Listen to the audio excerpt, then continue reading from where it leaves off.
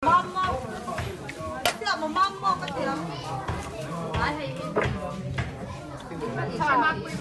Đấy.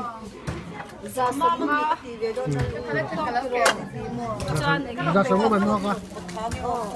Được.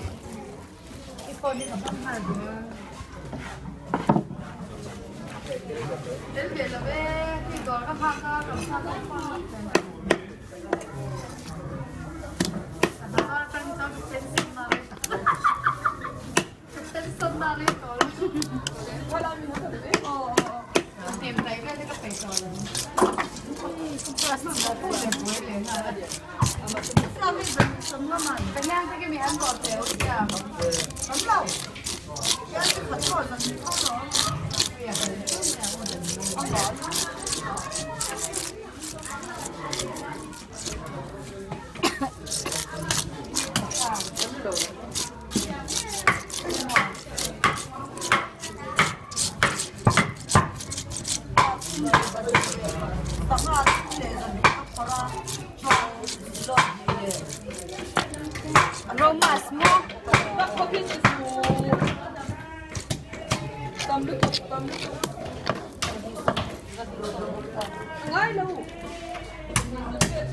Ngay.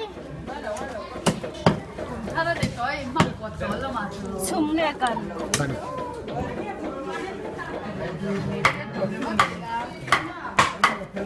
Ivan tâm thì em sẽ hay con được này. Ibu có được cái khát. Cái được cái khát phải ra rồi. Còn cái chút thì hiện arsa hít đi vào.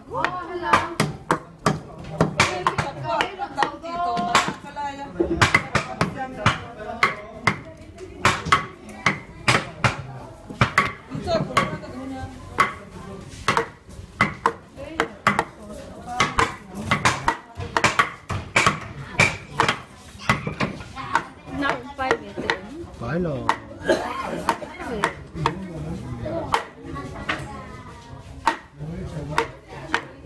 Cái đồng ơ. Không biết là lấy tiền không hay.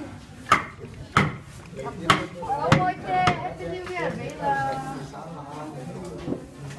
Ai rồi có hay không? Nhưng mà không có cái thiên của bông. Anh liền phong lên mất ra đi.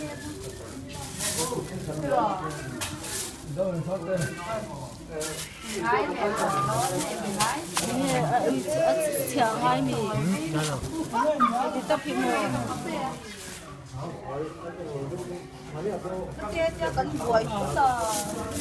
Thằng nào cần vàng mà liệu